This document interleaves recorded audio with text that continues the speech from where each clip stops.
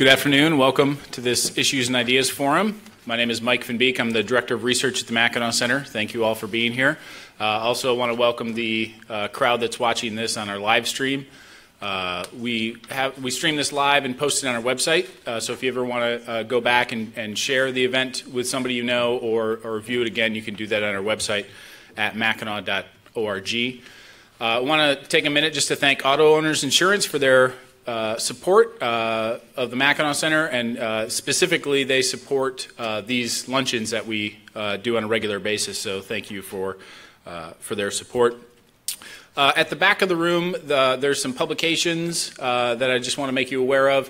Mackinac Center does research on a wide variety of issues: education, fiscal policy, labor policy, all those sorts of issues, and we have publications in the back that you're free to take if you'd like. There's also sheets back there to sign up for some of the services that we provide.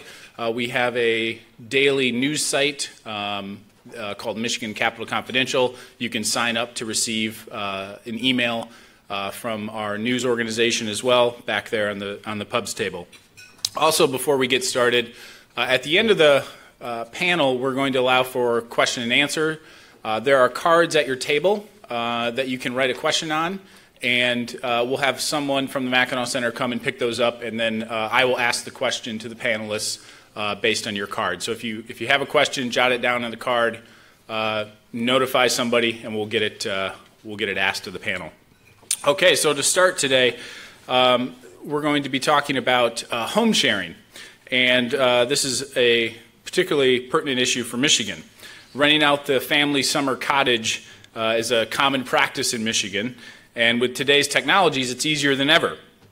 These short-term rentals mean vacationers can more easily find a rental space, and often for less money than they would spend otherwise, and homeowners get the benefit of a little bit of extra income that they can earn from their home. It seems like a win-win, but not everybody agrees that this is a good situation. Some in the accommodations and tourism industries aren't happy with the increased competition and are advocating for limiting people's rights to rent out their homes. Some homeowners associations are pushing back as well. And while some cities have embraced this home sharing service, some local governments have restricted and even banned the practice altogether. And in Lansing right now, this is an issue of debate. There's been bills introduced in the House and the Senate that would deal with this issue and would affirm homeowners' rights to use their property for short-term rentals if they choose. And today we have an excellent panel of speakers who will address this issue from a wide variety of perspectives. First up, we have Christina Sandefur. She is the Executive Vice President at the Goldwater Institute in Arizona. She develops policies and litigates cases advancing healthcare freedom, free enterprise, private property rights, free speech, and taxpayer rights. Christina is a native Michigander and is a graduate of Michigan State University College of Law and of Hillsdale College. Next, we'll have Elaine Page and Kelly Fickle present. They are lifelong residents of Holland, Michigan, who frequently rent out their properties to short-term renters. Elaine owns a home in downtown Holland that she updated herself and rents out to travelers, and Kelly is the owner of Cobblestone Cottage, a vacation home in Holland. And last, we will hear from Brian Westron. He is the Vice President of Public Policy and Legal Affairs for the Michigan Realtors. He has a bachelor's degree from Louisiana State University and a law degree from Michigan State as well. So we'll hear first from Christina and then go down the line, and then Q&A afterwards.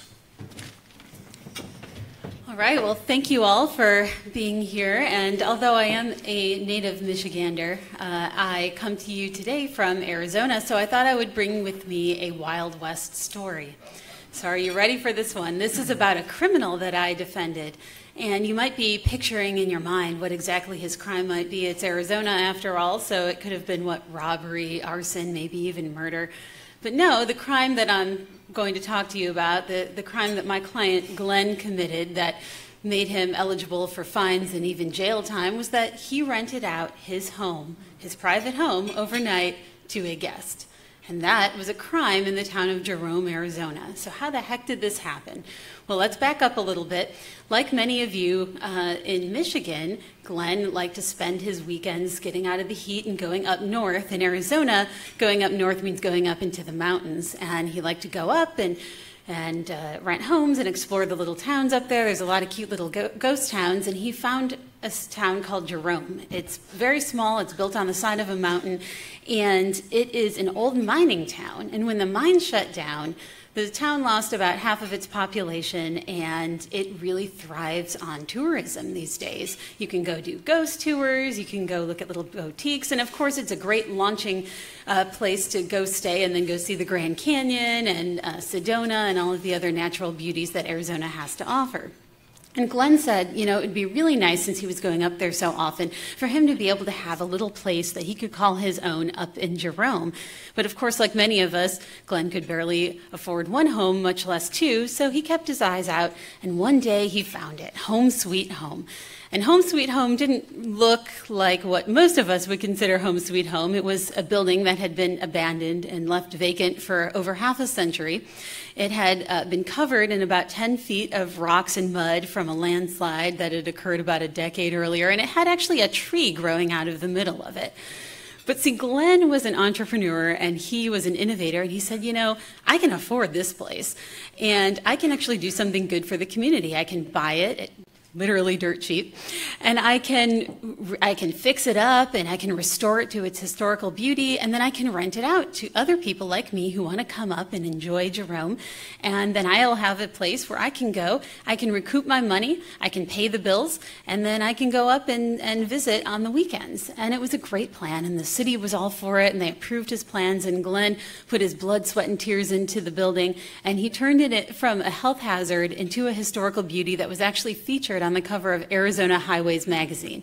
So really great service to the community, really shows what allowing people to use their property rights, how that can incentivize revitalization.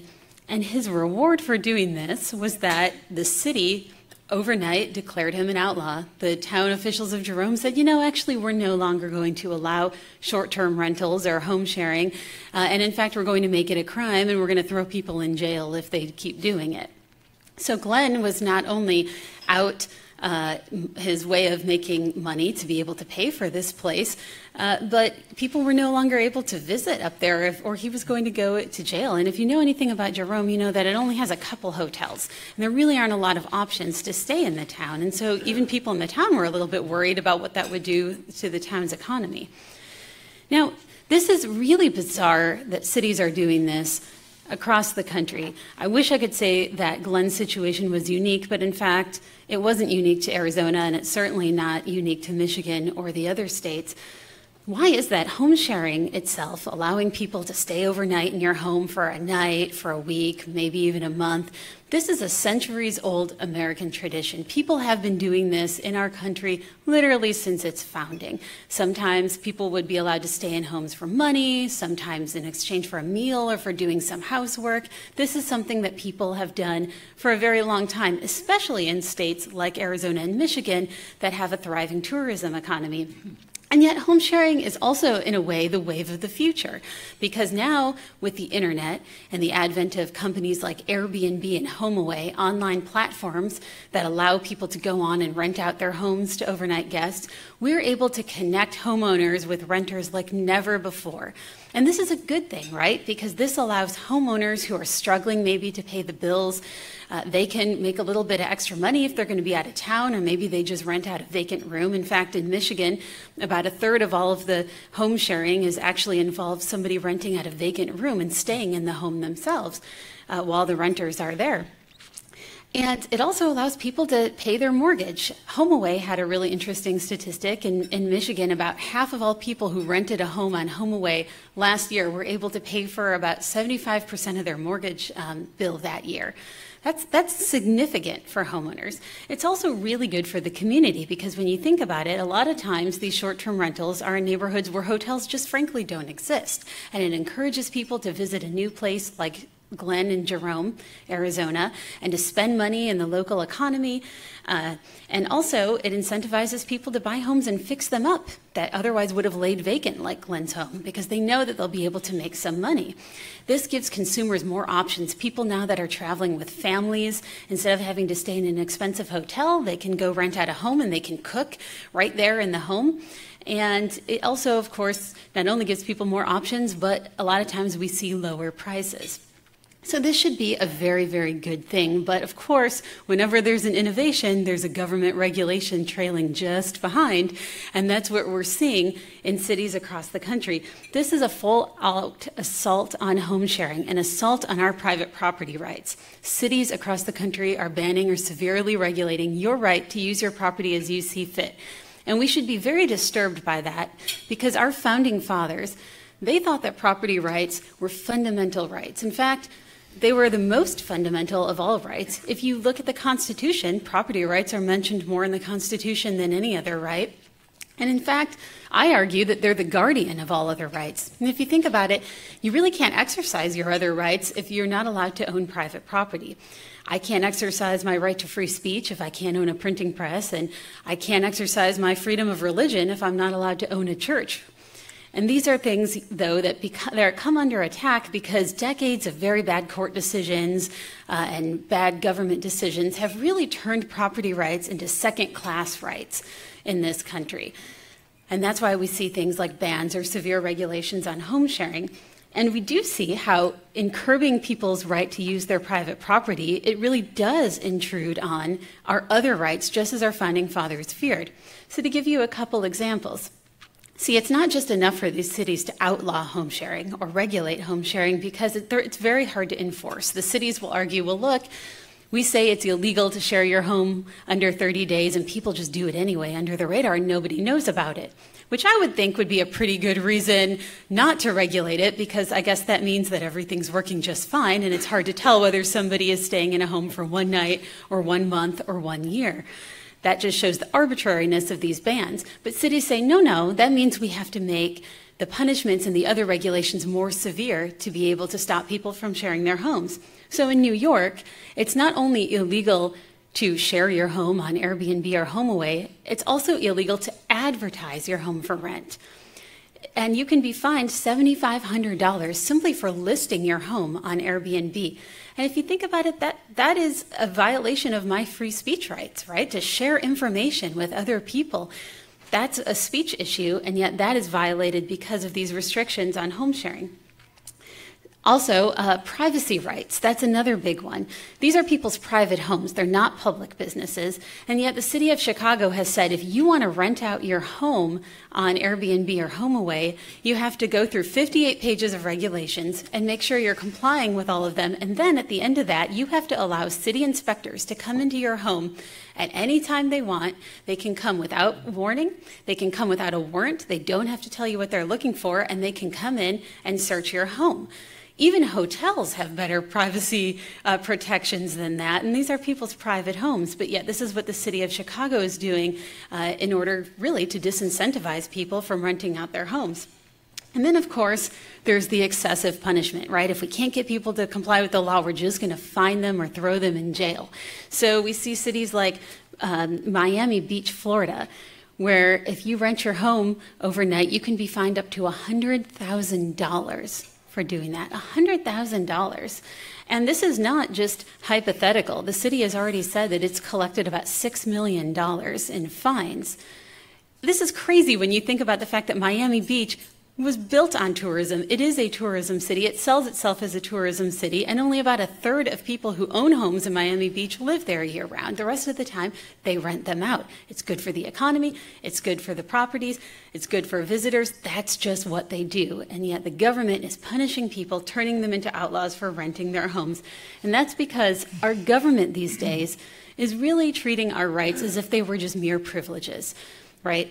And that it should be the exact opposite. Our cities instead should respect our right to use our property as we see fit, and they should allow us to use our properties in ways that are good for us and our communities unless and until we're harming someone else. And the government should have to be the one to justify the regulations, not individual property owners. The good news, though, is that we can fix this in a way that makes sense. And I know Brian's going to talk a little bit about Michigan's specific situation, but let's go back to Glenn very briefly. In Arizona, Glenn isn't rotting in jail and he hasn't been fined hundreds of thousands of dollars, and that's because we went to the state legislature in Arizona and we said, look, cities ought to be able to regulate where they should regulate. They should actually be reducing real harms. Noise, traffic, trash, all of the horror stories that people associate with short-term rentals, which actually statistically should not be associated with short-term rentals. But nevertheless, people say, look, we don't want loud neighborhoods. We don't want noisy neighborhoods. We don't want trash out in the street. We don't want traffic problems. Well, cities should be focusing on regulating and enforcing their nuisance ordinances and stopping those actual harms, not drawing arbitrary lines and saying that if you rent for over 30 days, it's perfectly fine, but if you rent for under 30 days, you're a criminal.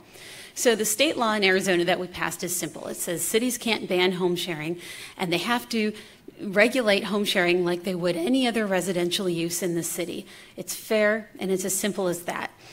But cities can and are encouraged to focus on actual nuisance reduction, and they should apply those rules across the board, because we all know that long-term neighbors can oftentimes be even worse neighbors than short-term renters. And this is really better for taxpayers as well. There's an example out of California, a city in California that started enforcing its anti-home sharing law, and they spent $500,000 in 1 year adding people to the city budget to try to go out and inspect these properties and spy on homeowners and figure out if people were renting their home short term. $500,000 that taxpayers in that city had to pay to code enforcement. They caught one guy in the entire year. They fined him $2,500. By the way, he was openly violating the law. He actually wrote an online book about how you could go ahead and rent your home even though it was illegal. So it wasn't that hard to catch him. $500,000 were spent to catch one guy. They fined him $2,500. He packed up his bags and moved out of the state of California. And of course, the city had never received any complaints that he was or his guests were causing noise, traffic, trash, or anything else. He was an upstanding citizen, a responsible homeowner, and he is now a resident of Colorado, thanks to that city in California. So again, this is a solution that is smart for property rights. It protects property rights, but it still protects clean, safe neighborhoods. And, really when we think about it, cities don't ban backyard barbecues just because they might get noisy or rowdy, right? They don't ban graduation parties just because a bunch of people might park on the street. No, instead, they allow people to use their property rights, and they enforce reasonable nuisance restrictions when people violate the common order of the city. And that's exactly what should be done for home sharing. So thank you, and I look forward to taking your questions.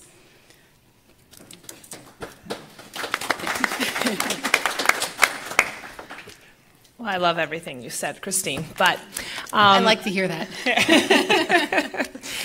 Well, I just wanted to share a little bit from my perspective as a homeowner. I am a lifelong resident of Holland. I purchased a home in Holland right out of college. It was the cheapest house in Holland because that's all I could afford on my starting teacher salary. And I was a little naive when I bought it. It wasn't in the best neighborhood. I then found out it was mouse infested and had gram scales for measuring marijuana, I guess, up in the ceiling tiles, and had a long history of a lot of problems as a long-term rental.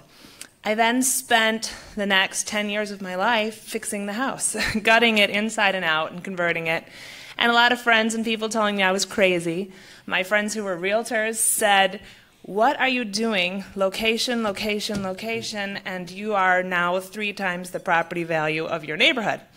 But we poured just a lot of heart and soul into it. My then boyfriend, now husband, started helping me, and it was kind of our project. So we really loved the home, but after the birth of our 6th child, it was a 2-bedroom, 1-bathroom, and that was just not so fun with 6 kids. So we moved out. I loved the home, though, and it would not have sold for even what we put into it, craftsmanship-wise. And so we were trying to look at options for the home. Long-term rental market, too, it was a home that was beyond the pricing for long-term renting. Also, I still needed all of the storage in the garage we had built, and the attic space, and I wanted to be able to use the home for personal use, so I wasn't ready to turn it over. Well, I actually was in the dentist office waiting for my 6 kids to have their teeth cleaned, and I was reading an article in a magazine about Airbnb. It was the first time I'd even heard about it. This was about 5 years ago. And I thought, you know what? I think I'll try that with a house. Why not? We hadn't even moved into our new home. I was still living in my home in Holland when I put my house on Airbnb and got the first little message that somebody wanted to rent it. And I actually had to move out into my parents' house for the weekend to rent the house out to somebody else and try to make it seem professional and like it wasn't the first time someone had stayed there. Since then, I rented for about 4 years. I had no incidents in 4 years. I had nothing but wonderful, wonderful guests from all over the world and people from right next door. I had 3 different neighbors who my house became their family's rental.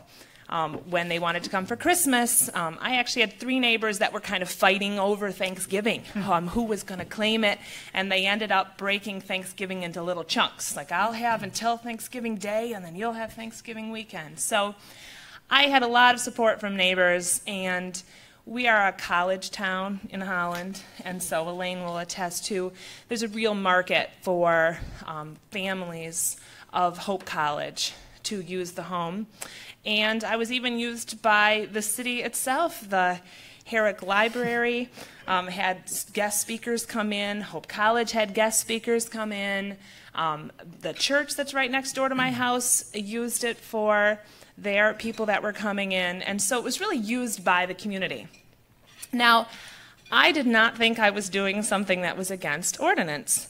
When I looked on the Holland Chamber of Commerce, I actually thought of maybe listing on it, but I was getting so much business through Airbnb, I decided not to. But they had lots of homes listed because of the long-standing tradition of vacation homes on the lake. When I received my first citation letter, I actually was very surprised. I wrote back to the city official and said, hey, this is just my second home. I'm vacation renting it when I'm not using it for my personal use, and it's no different than all of these maybe 50 homes listed on your Chamber of Commerce website. Well, she then told me that none of the homes are actually in the City of Holland limits. It's just ones in Park Township or Lake Town Township, our area townships. And so I said, well, I think I'm just doing what they're doing. It should be fine. And they didn't get back with me. I thought it was because they agreed with me. But no, it was not. They were just kind of collecting, what are we going to do about this? Because it wasn't, I think there was a handful of us, maybe 5, that were doing this in Holland. So when I received my second citation letter, I thought, well, maybe I should take this seriously, but everything's going so well. And it wasn't until the third citation letter, actually, that I started working with city officials on this issue, trying to understand why they were against it. And I heard a lot of comments that it was going to destroy neighborhoods.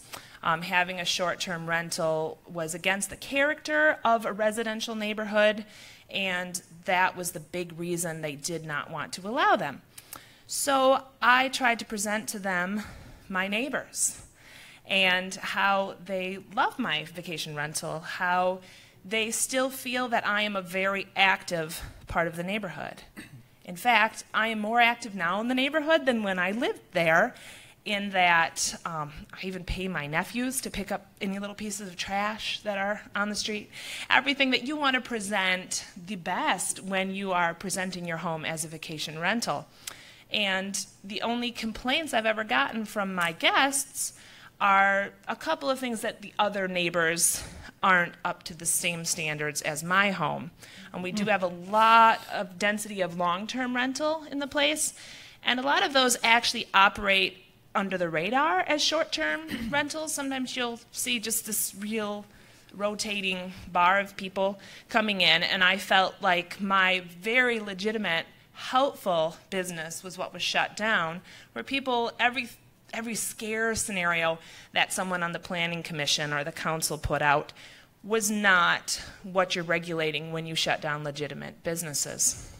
So I then had council members and planning commission and city officials come to my home. These are people that were opposed, had voted against allowing the short-term rentals.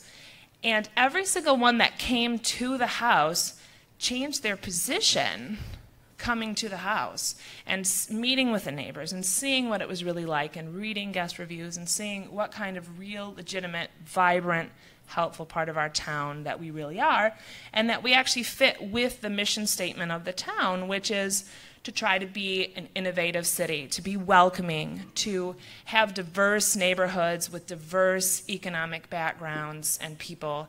And we really feel like that's what we do, and that's what we support with our homes. So I'm long-term renting it now. The only problems I ever had with the home was it was vacant after receiving my citation letter, and I was hit with graffiti all over the house, and my Christmas wreath was stolen off the door. And so the problem of vacant homes when they're not occupied in the short-term way is a thing I've heard from a lot of other homeowners who use their home for their own vacation use or long-term, and they like to fill in the blanks. It's actually safer for the entire neighborhood and for the community to be able to do that. So I know Elaine has some more comments. Thank you.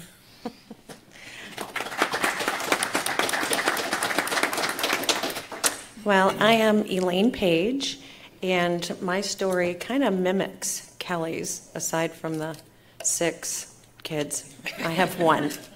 So I purchased my property in 2003. I wanted something that I could live in but also renovate. So about half of the house was done. I looked at, the bathroom and the kitchen were already renovated, and it was done. It was a great job. It was already a 2-family home. It's still classified as a rental property, even when I purchased it. So I poured, a ton of sweat equity and love into that house. There's some extremely nice woodwork in there that I scraped all the paint off, about a 1/4 inch. I'm sure I've got lead poisoning because the house is about 100 years old, but you'd never know it from going inside. So I lived there for about 4 years and then got married in 2007. And at that point in time, the house sat empty, but I couldn't part with it. And my husband's like, okay, you're paying mortgage on a house that no one lives in. And then a friend of ours who was going through a divorce knew that I had the house, and he rented for a good 1.5 years. So technically, I've been doing short-term rentals since 2011. So I've been doing it for 6 years. So we had the long-term renter in for a while, and like Kelly, I had an email pop up from VRBO. And again, I didn't really know much about it, and so it was pretty cheap. My background's marketing, so I'm like, $295 for a year, that's cheap. So I decided to set up a site, and it started taking off.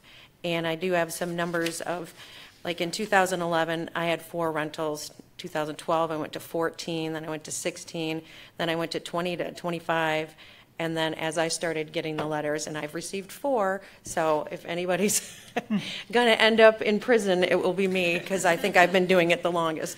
But and now I'm back to 4 rentals, and I need the income to pay for the mortgage. I mean, my goal was not to get rich doing this, but we have a son, and he knows that someday that will be his house, which is kind of a detriment to his work ethic, because he's like, I already have a house. And I said, you're 9, you don't have a house until you work for it. But so he comes down, and this summer he has a job, and he's going to take care of the yard work. But as Kelly said, I know all of the neighbors. Last night we had a public hearing in Holland, and 5 of my neighbors from the street came and spoke on my behalf and on our behalf, because they absolutely love having short-term rentals. There's a couple of long-term rentals that a few people told stories, and you can't manage a long-term rental as you can a short-term, because my whole philosophy was I poured so much heart and soul into that house that I wanted to be able to get in between, so I could see and assess any damage And, I charge a pretty hefty deposit, and people want that back. So we don't get people in. I mean, the news was saying that people are renting these homes so people can come to Holland to party. And I'm not quite sure if all of you have been to Holland, but that's not exactly, what we're known for. The unfortunate thing is over tulip time, my house sits on a corner that overlooks one of the most beautiful flower parks, has tulips, has these gorgeous trees, and it's sat empty over tulip time. The trolley goes right by my house, and I always have flowers out. I have rocking chairs on the front porch. Everybody who stays there gives me great reviews. One of my final touches on the house when I decided to do the home rental was, may all who enter as guests leave as friends. And many of the people have become friends. I have people that come back. Sue and Larry, they come back, and they're friends now with the people on the corner, and they get together for dinner. And they said, this is our home away from home. They come back to Holland all the time. And I had to tell them, I'm sorry I can't rent to you because it's for less than 30 days. And as Christine mentioned earlier, what is the difference between 7 days and 30 days? And, it's been an honor to be able to have people come and stay in our homes and actually be an ambassador to our city and help people, direct them what beaches to go to, what restaurants. And the statistics are, people spend 3 times as much when they're staying on what they're actually spending on, where they're staying. So if they're spending $100 on, a rental, they're spending $300 in the city. And so we've seen nothing but positives. My neighbor to the left of my house, she actually bakes brownies for the people that come, and she loves to get to know them. Right now I have a gentleman from Mexico. I do some corporate rentals, which is great. So that's kind of helped hold me over, but it is getting tight because for a couple of years we did really well in the house where I could pay the mortgage and have a little extra. I also own the bridal shop in Holland, and so certain times of the year it gets slow there. So it was great because I would take a loan from the house and I'd slide it to the bridal shop, and then vice versa. January through April it gets really busy at my shop and it gets slow with the rentals, so then I would slide money back. So, and I've employed people to clean my house and take care of the yard work. So, and the other side of it is we do pay an annual fee. So the city is getting money from us. It's not our homestead, so we're paying probably twice as much in property taxes. So the money's going back to the city. We go through the inspections. I just got a letter that I have to have my furnace inspected. So, and we would be more than willing to comply with anything that the hotels or the B&Bs have to do, and we are trying to work with the city, but this has been a very long process. We've actually had a few casualties along the way that have just decided we're going to sell our homes because we can't afford it. So we really think that we're providing a niche. I've had, as you guys all know about the real estate market, it's hot right now in Holland. People can't find houses. They sell a house, they have nowhere to go. We get a ton of those people that just need 2 weeks. They don't want to go to a hotel with their kids, especially like during a school year. So we get a lot of those people. So we kind of fill a really nice niche for places to stay. So thanks for having us today. So the one thing that I'm compelled by is in the 12 years, and I'm sure many folks have dealt with this a lot longer than I have, that I've been going to zoning meetings and planning commissions relative to this issue all over the state, is that by and large, these are the stories that you hear. And yet, I don't want to say it's the fictional equivalent to a unicorn. What you would like to, you would leave those meetings impressed by is the notion that this discourteous behavior that people are dealing with because of short-term rentals is rampant. I can honestly tell you that that's just not what we hear. From the Michigan Realtors perspective, we've been heavily engaged in this debate for a number of years, and quite frankly, going around the state and testifying and weighing in at local levels has really identified the heart of the problem. That, to treat this activity as commercial activity when it's less than a month and ban it, or to treat the activity in one zone as commercial activity and allow it in other zones as a permitted residential use. It just fundamentally, it doesn't make any sense. So we look at this from first the private property rights issue, which Christina, she addressed very well, and I'm not going to retread that. But then we look at it from a value issue. So we look at these properties and we think, if you're allowed to do it in one zone and you're not allowed to do it in 2 and 3, there's an artificial inflation of value there. That is really a problem in terms of private property rights and the value of your largest investment, especially if it's a second home. The other issue that we see is, these properties are typically non-homestead properties, so they're paying that additional 18 mils. This additional tax base is very important to the local economy, obviously, very important to the local schools. And yet, some of the counter arguments that we've heard from the opposition to the 2 bills that have been introduced, House Bill 4503 and Senate Bill 329, is that it's going to change the characteristics of the neighborhood, or it's going to change, the levels of funding and the levels of success of that particular community. We would argue that these areas are these areas because of the second home market. I mean, they are a tourist economy, and from the Michigan Realtors perspective and the property owner's perspective, we haven't heard this outcry of discourteous behavior from vacation rentals. As we've said many times, there's no difference between an annoying full-time renter or not an annoying full-time occupant and an annoying renter. They occur. I mean, that happens. But that's why you have nuisance regulations. That's why you have the ability to address the situation when it develops. So the reason that the Michigan Realtors has supported this from a statewide perspective is because, quite frankly, it's been identified as a zoning issue. And while local governments might not agree, the Zoning Enabling Act is created by the state for a reason. I mean, it's legislation.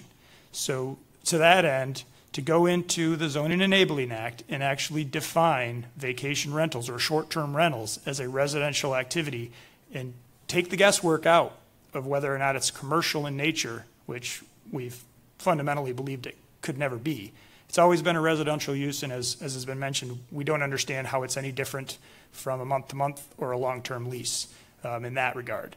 So that's why this is a very targeted approach. We took a lot of guidance from the efforts in Arizona and the success there to make sure that it was not saying, we're not telling you how to regulate or whether you should regulate at all, but you should not use zoning as a mechanism to treat property owners favorably in one sense or disfavorably in others, or to ban it outright, because the ban has a very problematic impact on not only the property rights but also the local economy. It's very short-sighted in our view. We think ultimately that once this debate continues through the summer and we'll take this legislative action, really to make sure that everybody understands that this is a fundamental property rights issue. There is still regulatory options available to local government, but this notion of a ban, the preemption of local government authority, we would argue that the preemption that's really going on here is the preemption of the private property right that's existed since the first home was built. So we look forward to questions.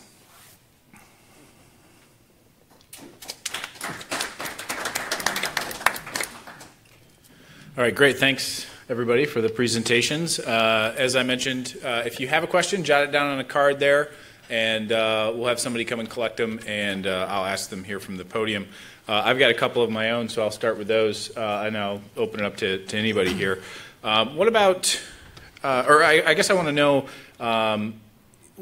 what exactly the opposition to banning the ban is. So what are the problems that the city council is bringing up? What are some of the things that you've heard people are concerned about by allowing short-term rentals?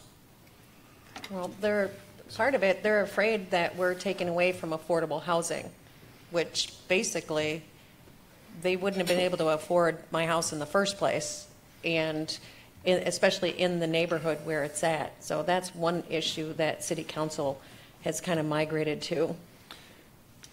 The other thing I would touch on relative to the affordable housing piece or the housing option piece is there seems to be a misconception that investors are going to swoop in and buy all these properties and buy the entire block. These properties go up for sale.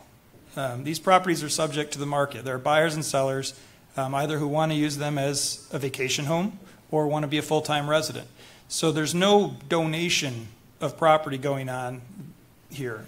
This is such that we recognize that the market is going to yield what the market yields in this regard. And for a local unit of government to say that a particular area, just because it ultimately leads to transactions, housing transactions that are largely second home in nature, in our opinion, that's really kind of denying the basic characteristics of that local government as a tourist destination. Yeah, and think about the morality of that too. When you think about this, we hear this affordable housing issue come up a lot. And what you're actually saying when somebody says, look, we shouldn't allow short-term rentals because it makes houses too expensive. What you're actually saying is that government should artificially devalue people's homes. And as Brian mentioned, your most important asset, right? Back in the day, we used to all buy homes hoping that they would go up in value, right? Hoping that we would be able to retire and have something to leave our children. And nowadays, not so much, because what the argument is look, if we allow people to exercise their rights as they see fit, housing's going to be valuable. But if we take away people's rights little by little, we make that property less and less valuable, and then that makes it artificially cheap. Well, my gosh, government, then why should they stop there? They can regulate our rights away to do whatever we like with our property, how we paint our property, how we build on our property, everything under the sun. And the more regulations they place on our property, the cheaper and cheaper those houses are going to be. But think about the morality of that.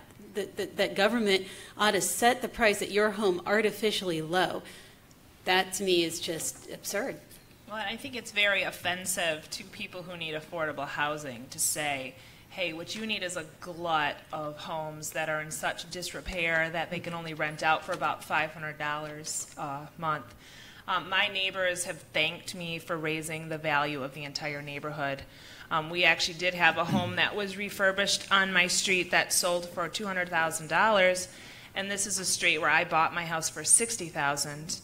And it used to be, a lot of people who've lived in Holland a long time couldn't believe it, that house actually sold for that. It helps change the character of the neighborhood, which improves everyone in the neighborhood. So the other issue I would say that they've pointed to is that they want neighborhoods to be kind of the Leave It to Beaver scenario where all the neighbors know each other's names and have backyard barbecues together and things. And I just think, again, it's an artificial dictation of saying what your neighborhood has to be.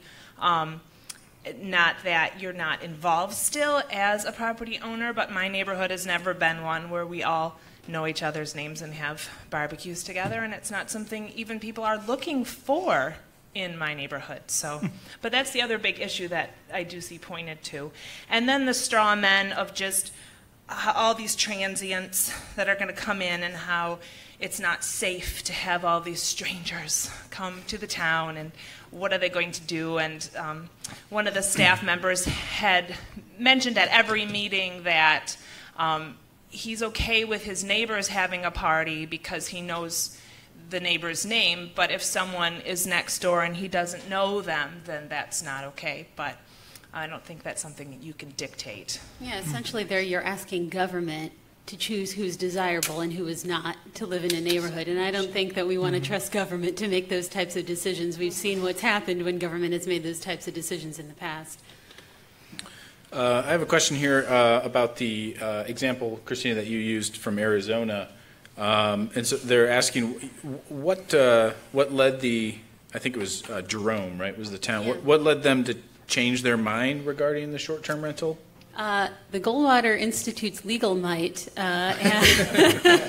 So we actually filed a lawsuit against the town of Jerome, and you know, we do litigate over property rights nationwide, but these cases, I'm sorry to say, are very difficult to win in most situations because, again, courts just don't respect property rights anymore. But in Jerome, the town had actually not amended its town code at all. They had just overnight decided that home sharing was in fact commercial instead of residential, and since it was a residential neighborhood, and even though everybody had always been renting, and the city in fact even approved Glenn's plans, they were just going to decide that actually this was commercial and we're going to go ahead and ban it. And so our lawsuit was over whether or not a city could do that without even voting. And it can't. And so we actually were in a situation where we mooted our own lawsuit. We were doing very well in court, but Glenn's story was so compelling, just like the stories we're hearing today. When you actually hear about how real people are affected by these issues, lawmakers started paying attention, and they said, what the heck is going on in our cities across the state, much like they are now in Michigan? And so we were able to work with the legislature to bring a bill, just like the Michigan bill, to the legislature and fix this problem for not just Glenn, but everybody. And then therefore we mooted our own lawsuit, which I guess when you're a lawyer is a little disappointing, but the policy side of me says, hey, as long as people are free to do what they want with their property, I'm happy. Here's a question any of you can address. The bills, what were the numbers again, Brian? Senate Bill 329 and House Bill 4503. 4503 is Representative Jason Shepard, and Senate Bill 329 is Senator Hune. Okay, so the bills that would ban local governments, cities, from outlawing short-term rentals. How do you respond to the argument that says, well, that's taking away those local governments' local control, and you know, for certain people in the legislature, that's, you know, they really value that and they want those decisions to be made locally. How is this not problematic from that perspective? I'll start. Well, the preemption argument is common. And it comes up nearly every time local authority is in any way questioned. In this instance, we view the real preemption here, as I mentioned, as to look at your zoning and to reinterpret it and pull the rug out from under a property owner who's been practicing short-term rental for generations. That's the real preemption, because, as Christina mentioned, with zoning law, if you don't amend it but reinterpret it, the non-conforming use or the grandfathering or allowance that you can continue to do it, that doesn't exist. So there's a lot of folks who have had a situation where they've had the ability go away overnight. There's also been a scenario where they've had the situation where they have gone in and they've amended the zoning ordinance to allow for it in certain zones and not others.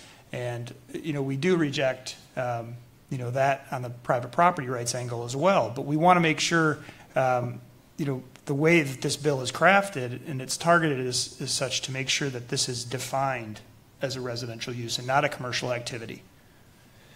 And look, local control at its most basic form is an individual or a family being able to make decisions about how they use their property, so long as they're not harming others. And so to draw some arbitrary line to say that, well, you know, you hear people say local control, the communities ought to be able to make these decisions, but it's not the communities that are making these decisions, it's the bureaucrats that sit in the city councils and the town councils who are making the decisions about what's best for you and your family. And that's not local control, that's frankly what I would call local out of control. And so there are things that cities ought to be able to do in order to enforce nuisance. But when cities are actually violating people's rights and making decisions for individuals, the state, I think, not only has the power, but has the duty to step in and protect those individuals from those cities.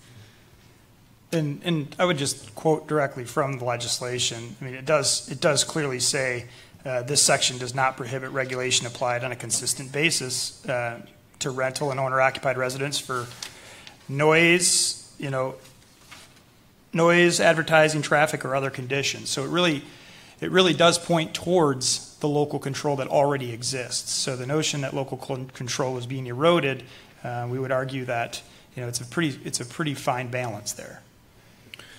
Here's a question about how broadly this issue is throughout the state. So a lot of what we've heard about are from vacation towns like Holland, a little more in the vacation town, but it's a very tourism-focused town.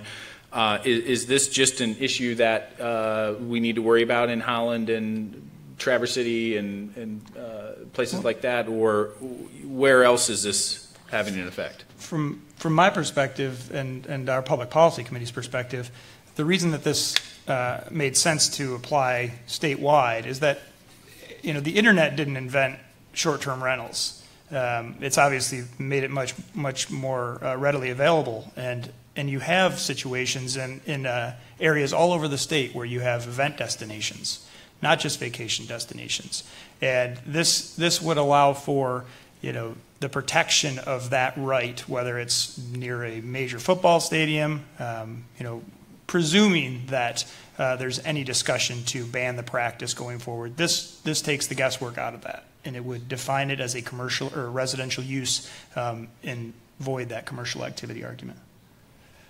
I do want to make a comment from the last question. Last night we were at a public hearing in Holland, and we had the room filled, and probably 30 people spoke on behalf, and they were all in support.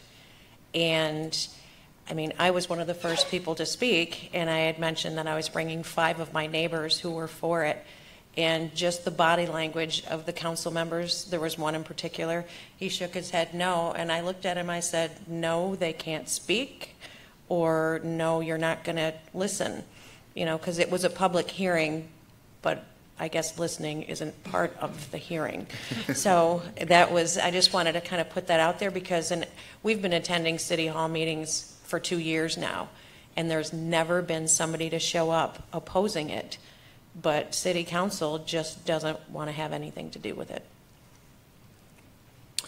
Another question here. Who are the main opponents to short-term rentals? What groups or organizations are sort of fighting you all on this issue?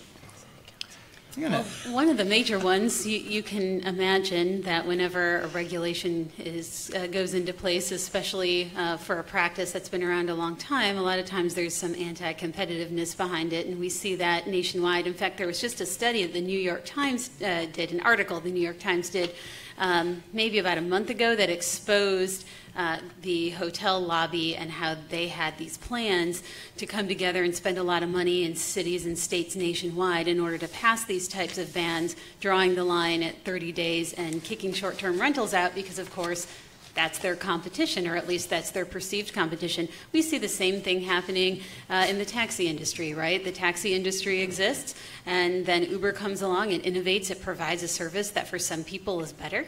And so the taxi industry wants to protect its turf, and it comes in and lobbies in order to make their competition illegal.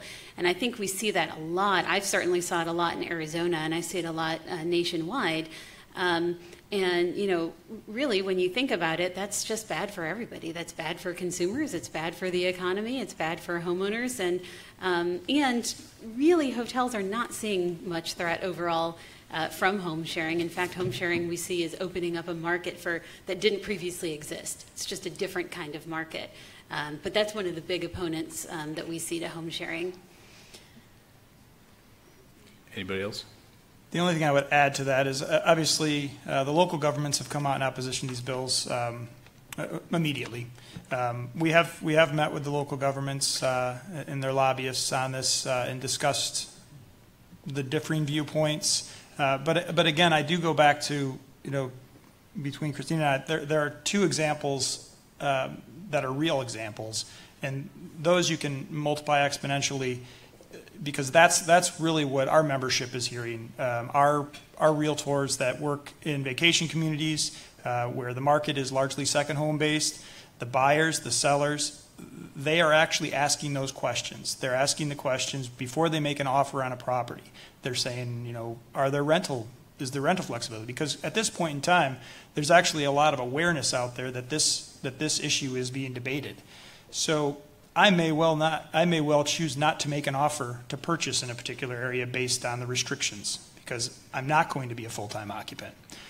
So those are the types of things where we hear stories of very legitimate use, but we're not hearing, as Kelly mentioned, the straw man or straw person theory that there's all of this outrageous behavior that's occurring and it's tied to a specific rental. Sometimes it's just the personal preferences of city officials themselves. The city of Miami Beach has taken to Twitter to express how much he doesn't like Airbnb in his city. They've outlawed it in Miami Beach. I mentioned they're fining people hundreds of thousands of dollars for renting their homes. And he says, I like Airbnb. I use it. He says this in his tweets. I use it when I go on vacation myself. I just don't want it in my city.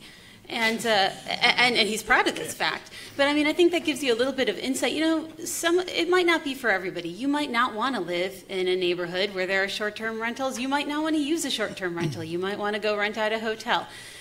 That's fine. People have their own personal preferences, but you've got to let people be free to make their own decisions. And it's very dangerous when we empower government, especially at the city level, to be able to make decisions and impose blanket restrictions on everybody just based off their own personal preferences.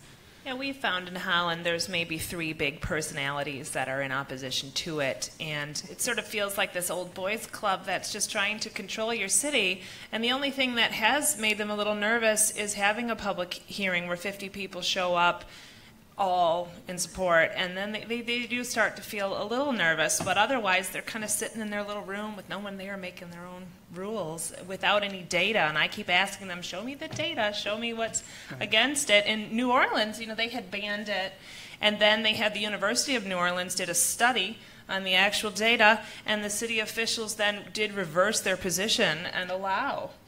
Once you look at the actual data and not just some scare scenarios, they do change their opinions if they're open-minded. We got time for 2 more questions. This one I think will probably be best addressed to Brian, or best chance of knowing this. But so we spend $30 million every year trying to jump tourism in this state through Pure Michigan campaign, through the MEDC. I assume that they're on board with this kind of thing too, as a way to boost tourism? We haven't actually heard an opinion either way. We've reached out to various groups, small business owners, obviously even those in the lending community as a likely proponent of this. As I mentioned, the scenario where a person is contemplating a purchase and they decide not to, that impacts the lending community as well. But as far as that perspective from the MEDC and the Pure Michigan campaign, we have not heard yet. We think it's a logical thing to support. We know there are areas around the state that Airbnb and hotel and motel lodging options aren't that prevalent. I look at Bel Air, Michigan, where Shorts is located.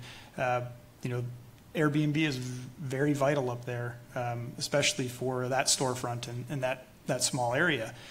So protecting those types of scenarios and really keeping the focus on the need, and not losing sight of the really fundamental property rights issues that we're talking about. I think that's really what we're going to be talking about this summer.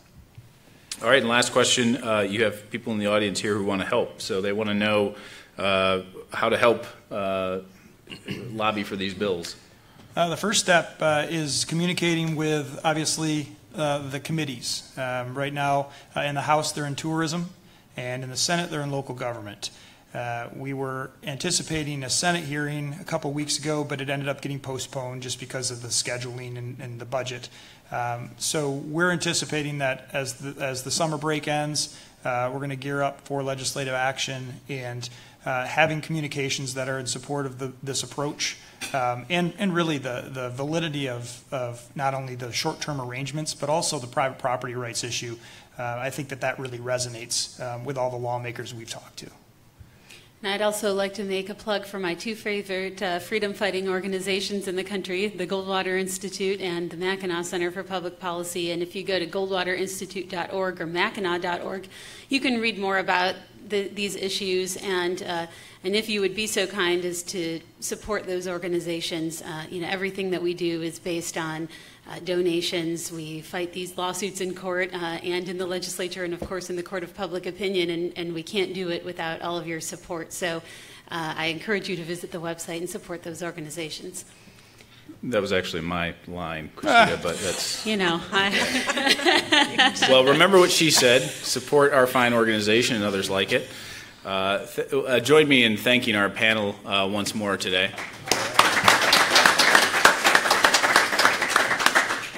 Thank you all again for coming. We hope to see you next time. Check out the pubs table at the back, and you can sign up for some of our services there. Thanks again, and have a great day.